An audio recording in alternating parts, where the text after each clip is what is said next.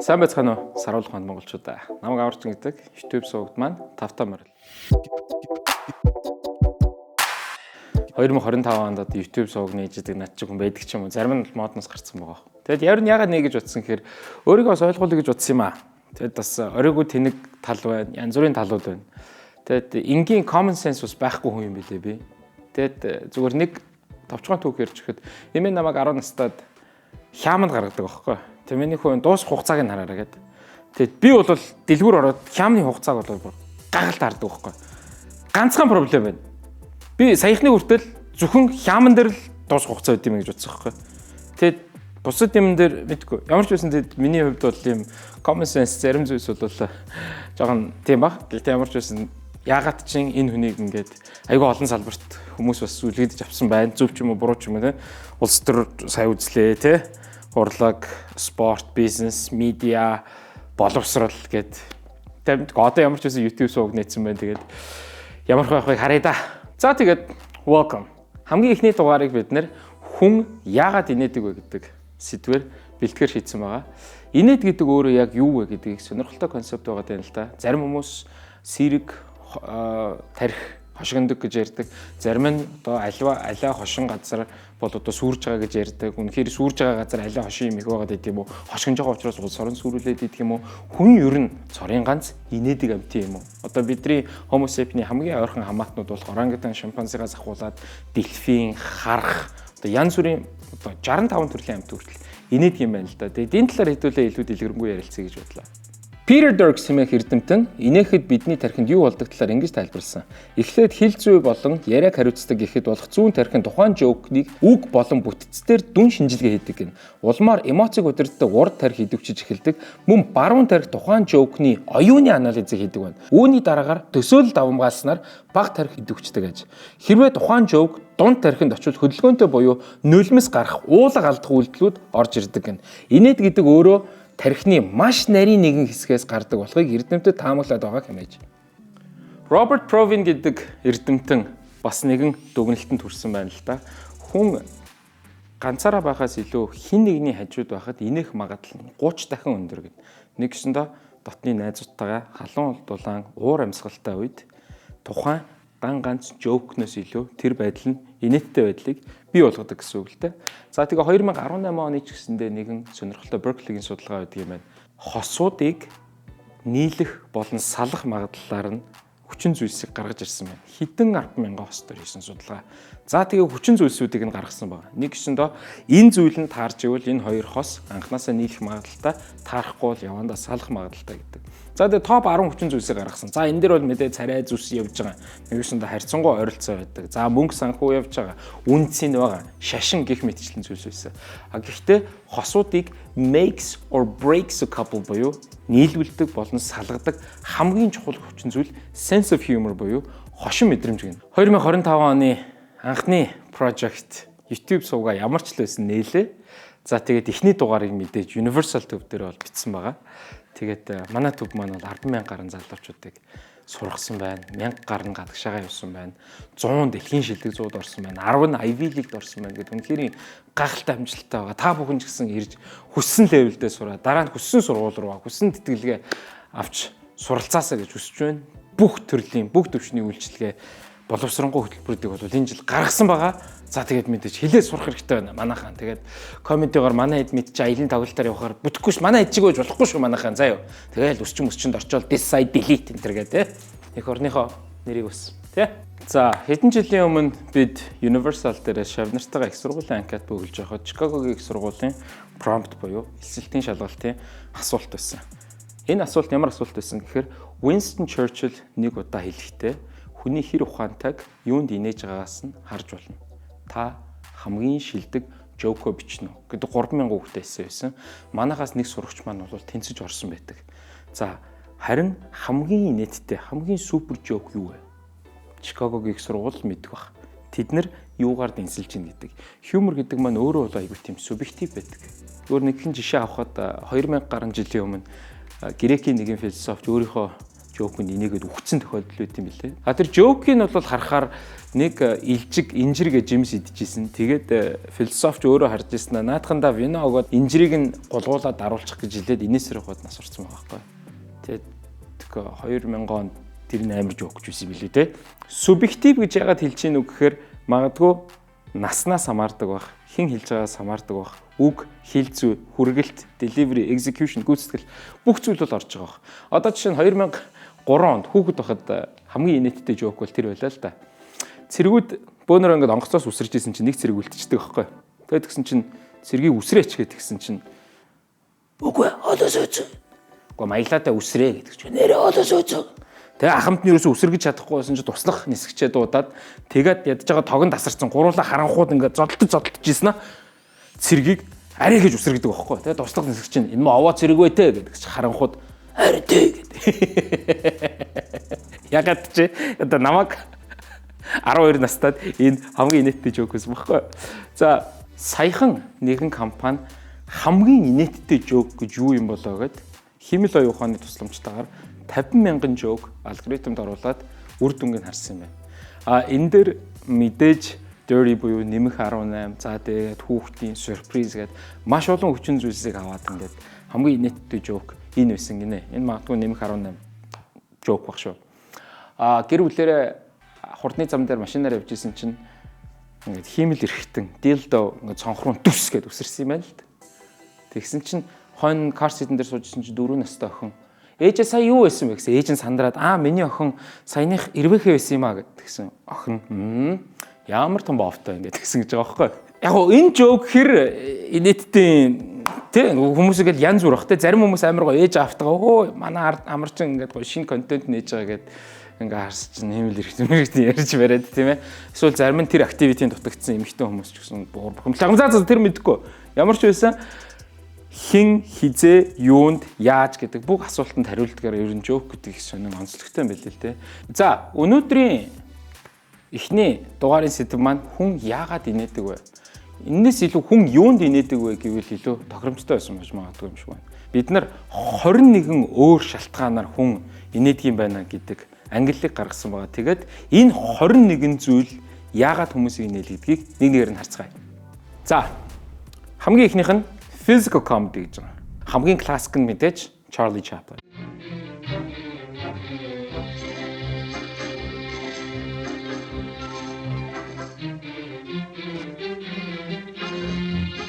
Хоёрт нь aggressive humor гэж байгаа. Нэг гэсэндээ энийг шууд орчуулах юм бол дайралцаа. Яг миний хийдгүү юмнуудыг бүгдээ шаах юм аа нөгөө нэг гүтгэх нөгөө комедиануудыг гүтгэл хамаагүй гэсэн чинь шууд зүгээр хүнийг хамаагүй гүтгэж болд юм байна те мөгийг. За 3 дугаарт self enhancing humor буюу нөхцөл байдлыг эргээд илүү гэрэл гэрэлтэйгээр харж байгаа ийм төрлийн humor-ыг хэлж байгаа. Энэ маань бол бид нэр магадгүй бүтлгүй аяллаа талаар ярьдаг, бүтлгүйцсэн зүйлээ дараа нь эргэж инээдтэй болгож ярьдаг. Би өнөөдөр 31 настай. Би гэхдээ анх удаага морь унж үзлээ. Тэгээ хүндлэгөөс хэлж байгаа юм л да тэр хэлсэн тасархаа тэр. Гүй наад чинь хамгийн номхон морино гэдэг. Би мэдхгүй штэ. Би тэр морьтой анх удаага учирж байгаа те. Тэр морь ингээд тэр өдөр амин bad day-тэй явж исэн чинь билүү те. За дараагийнх нь dark humor байгаа. Dark humor аюултай л та. Манай Монголд бол бас шууд загнуулдаг. Юу шүү? Энэ над шиг царайтай хүн humor хийж байгаа биш шүү. Энэ humor нь өөрөө dark гэдэг утгаараа шүү тий. Одоо зүгээр нөө жишээ нь дэлхийн хүн ам яг л хүний шүд шиг гинэ. Бүгднгийн цагаан байлгамаар байвч ихэнхийн шар тэгээд харыг нь авч хайдаг гэдэг. За 5 дугаарт нь бол мэдээж миний өөрийн signature self-deprecating jokes буюу өөрийгөө дандаа доош нь хийдэг жоокуд байгаа. Хүмүүс тэгдэг байхгүй. Амарчаан чи яах гэж өөрийгөө ингэж доош нь хийдэг чи гоё л залуу шүү дээ. Би мэдчихэе. Манайха тэр мөнгөтэй гоё залуу учраас багалзуулдаж болж байгаа юм. Би хэн нэг багалзуулдаг Сүхбаатар дүүргийн шүүхээс 8 жилийн ял авна шүү дээ. Манай залуучууд ч гэсэн манай гоё залуучууд яадаг вүлээ? Зүгээр л ингээл random ингээл бааранд эмэгтэй хүн дээр очивол юу энэ хонгор минь? Би хэнийг хонгороо гэж болно гэж хонгороо гэдэг нэртэй хүнийг л хонгороо гэж. Number 6 wordplay гэж оруулсан. dad jokes гэж бас хэлдэг байгаа. Үгээр тоглодог joke байгаа. Тэгээ миний хамгийн дуртай wordplay joke бол одоо нэг найз маань оюутлогын гүний урахад ажиллаж хагаад эхнэрийнхээ араар тавиад эхнэртэй баригдаад тэгээд эхнэр нь бөө юм болсон чинь 1500 м гүний урахад ажиллаж байгаа юм шүү дээ. Тэг эхнэр нь бөө юм болсон чи эхнэртэй чи миний газар дээрх ганц сайн шүү дээ гэж хэлсэн. За долоодох нь бол dry humor гэж ярьдаг. Яг л юм хуурай humor. Зүгээр юм нүүрний хувирлгүйгээр хүн инээлгэж чаддаг. Энэ бол гайхалтай. Энийг бол одоо энэ дэлхий дээр байгаа шилдэг комедиануудын нэг Nate Bargatze гарлаарай. If I went back in time, knowing everything I know now, I don't think I would make a difference.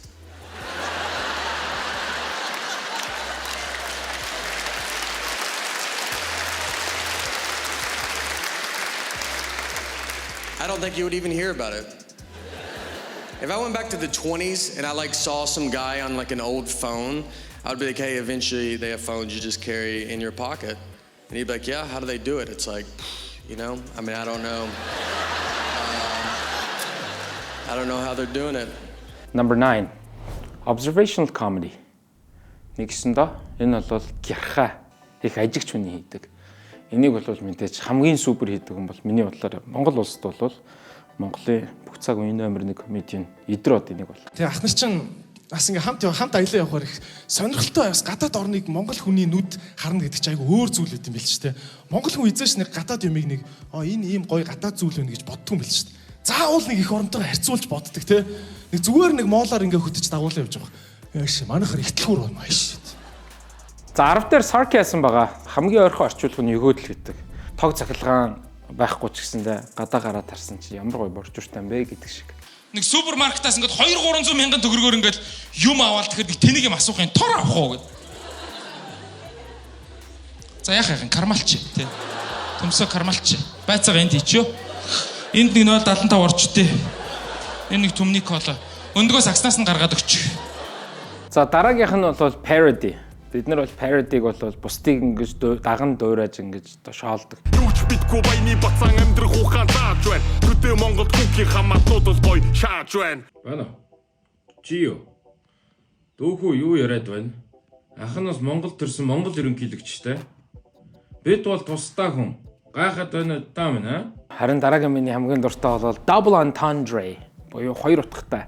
Ийм төрлийн юмр их гоё санагдаад идэгин. Нэг хөдөөний ах надад сууж ирсэн. Хонь муулж үзчихсэн амарч ингээд. Тэг би бол хонь муулж үзээгүй. Нэг удаа ямааг бол зайл гэж үзчихсэн. За дараагийн төрөл маань superiority гэж байгаа. Хүн бусдаас илүү гэдгийг өөрөө ирэхгүй ингэж мэдрэхээр инээдэг гинэ. Би бол талын чон чи миний гिचиг болох юм гэдэг. Тэгэнгүүт хөндлөнгөөс хараад энэ ямар тэнэг юм бэ гэдэг баягаар яаж байгаа. Мэдээж аахагийн бас гой асуултууд бол байдаг. 3 хүү гаргасан бэрийг ямар бэр гэдэг вэ гэснийг нөхөр садар бэр. Манай монголчууд дараагийн төрлийн юмрыг бас аягүй сайн хийдэг. Энэ бол exaggeration буюу юмыг хитрүүлдэг байдал. Дээр үед нь шүү дээ тий. Дээр үед хааны бүхс арчигч гэдэг бүр мест байсан байлээ шүү. Дээр үед хааны бүхс арчигч гэдэг байсан. Одоо тэр местийг яг засгийн газрын хэрэглэх газрын дарга гэдэг юм байлаа л тий. Хитрүүлдэг гэснээс дутуудуулдаг гэж сонсч ирсэн үү? 10 жилийн өмнө 2012 онд шүү дээ. Би нэг баарны тейкэн дээр сууж ирсэн. Үсэд засуулсан байсан байхгүй. Зүгээр нэг залуу ирээд "Хөөе, өгшөө, үсээ ямар гоё засуулсан." Намайг нэг удаа тэгж магтчихсан байхгүй. Тэгээ би ингээд заримдаа унтахынхаа өмнө тэр өрөөг боддоо шүү дээ. Next one. Энэ бол surprise element. Бидний төсөөлж ирснээс өөрөөр бидэнд сюрприз барьдаг. Бид шууд ярьчээ.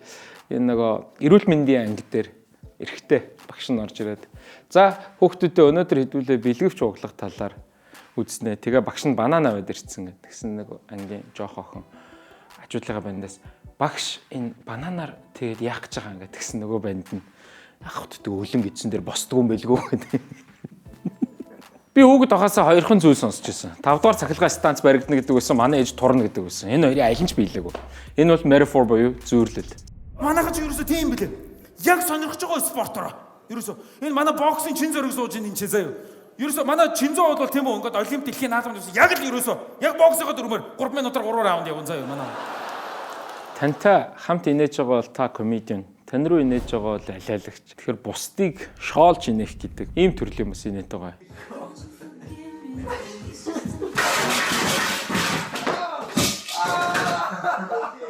surreal буюу бас өвөрмөц гайхмаар хэмээх пөөх яаж ингэж байна гэдэг зүйл өөрөө бас нэг төрлийн инээдтэй байх гэдэг. Жишээ нь 2018 оны авьяаслаг монголчууд 797 номертой ногоон цамцтай Өктөмөр Сквадр аймгийн Сквадр сумын хараад Монгол улсын гадуур Хорс сүрэнгийн хажуун тавхтаа үрэ. За тэрний цаахуурн дахиж явж байгаа Монгол улсын хөдөлмөрийн баатар акуга давж орлон эрдэнэчүүд бадаа өсөөрэ. Цавж байгаа. Энэний наагур энэ яга танихгүй бодоод оо завхан аймгийн тосцгийн сумын хараад гадуурлын дүнжиг гаруур данд үргэлжлэгөрөө байж тээ. Гайхалтай. тэр нахамдууд маань намайг хамгийн их загиндаг нэг хэсэг байгаа. Энэ бол табу сэдв. Ярьж болдгоо. Өвөгдөөцөө ярьж болохгүй, эцэгийнхаа талаар хамаагүй марзгамж болохгүй, гошгонж болохгүй гэдэг. Ярьж болохгүй учраас яриад яах юм. Ханаас зүгээр Чингис хааны хамгийн лаг баатар гэдэг Сүбэдэ баатарыг бодъё. За нийт ингээд эхнээс нь дуустал харахаар ингээд 53 жил. За яг дайн хийсэн хугацаа нь 19 жил гэж бодъё. Дайн гэдэг чинь амар штэ. Энд чинь зүгээр сууж байгаа биш штэ тий. Дайн багхгүй. 19 жилийн турш тэр хүн тэм үү ингээд тэр хүний хүсэл зорилго, мөрөөдөл, амбиц, амралтын өдрийн төлөвлөгөө тийм юмгүй дайн хийж байгаа штэ ерөөсөө. Хүүхэн мөнгөндөө танилцаа суугаад ур сонир богоо. Чи яа юу хийдэг юм бэ? Байлт штэ чи. Гэхдээ чөлөө цагаараа юу өгөөр байлт штэ. Нэг бодлын амарч юм шигтэй эхнэр нь 7 хоног хайчаад ирж байгаа шээ. Байлж байгаа гэж штэ өөр штэ. За тэгээд хамгийн сүүлийн өнөөдрийн ярих категори бол ерөөсөө эцсийн эцэд яадаг.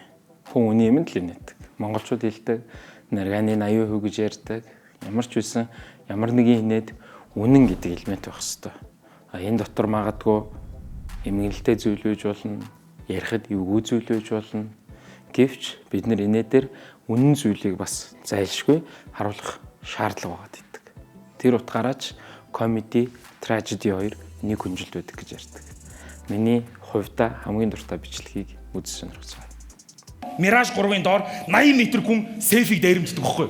Энийг дээрэмдэхдээ яг ухаар цахилгаан торлог ороод ингээд доошоо оронгууд ингээд атомын зэвсгээр хамгаалдаг цөмийн зэвсгийн ийм security системтэй. Тэгээд доошоо ороод fingerprint motion sensor таньдаг юмтай. Тэгээд механикаар их юм бол лифт гацсан лифтээс доошоо яваад буу юм бодоод 2 security guard ингээд араас нь авч яваад 2 хамгаалагчийг буудаж унгаагаад ингээд $150 сая амир сэтүүлээд ингээд гардаг байхгүй.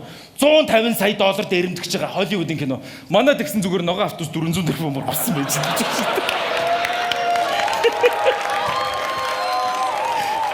За тэгээд инээд гэдэг хүн төрлөختөн бидэнд байдаг гайхалтай өгөгдлүүдийн нэг ямар ч байсан мөн.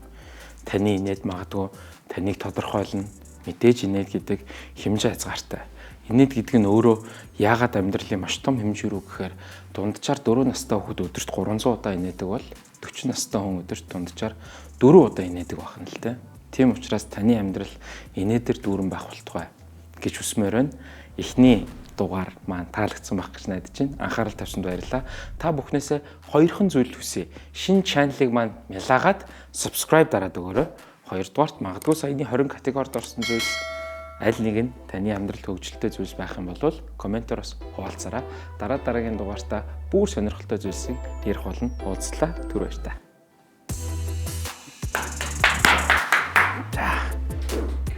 Зөөр ингээд YouTube сууг Netflix ч зүгээр баха онгоо ярьцдаг шиг шүү дээ. Уг нэг концептын ингээ гоё аа. Гэтэ ер нь хэцүү байна.